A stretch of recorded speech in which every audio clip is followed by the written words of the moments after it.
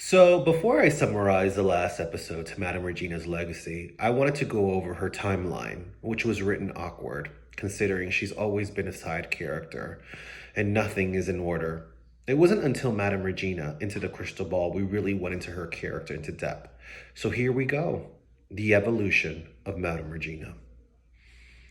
The first story I ever wrote with her was The Haunted Antique Shop. And in this, her shop is in the same plaza as Ethan Lucas, which is the owner of the antique shop, which was actually the first person that I ever came to. So she can read his cards. And in this, she foresaw his death. He runs out, calling her a crazy lady, and accidentally gets hit by a truck, resulting him to his death. It's then when his spirit is left on Earth and he decides to open a shop with haunted antiques where people would come and purchase them. Madame Regina tries to warn the sheriff of the town, Sheriff Riley, which they begin to form a romantic connection. Even in the first story, you see a strong woman, but also heartbroken. And later on, you see what happened to her in her origin story into the Crystal Ball with Lucas, her high school sweetheart. Also, reading her own cards was also a curse in itself. The next story was Sexually Possessed. In this, you see her warn a boy not to take a trip to New Orleans on his birthday, for bad things will happen. She comes and goes in the story, but generally, she's just trying to assist these teenagers to live through the night without being devoured by a demon. The next story I wrote with her in it is Blackout, which is a story of how a killer became to be, blacking out and not remembering what happened or what he did. Also, this is the brother of Robert Davidson, which is the couple's counselor.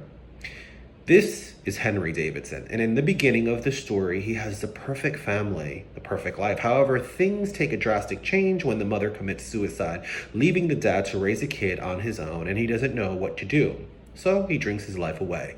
In this story, Madame Regina actually makes a huge mistake, not reading his cards or his palms or even his energy. Just seeing that he's tired of life, she feels for him and gives him a second chance of life, giving him the eternal potion, not realizing she was giving this to an upcoming serial killer.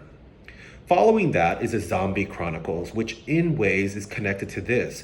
When she opens a portal to bring him into his world, a writer of her life to help, I thought having them meet was so outrageous and intense, considering that was me. And I would have loved the chance meeting her as one of my favorite characters.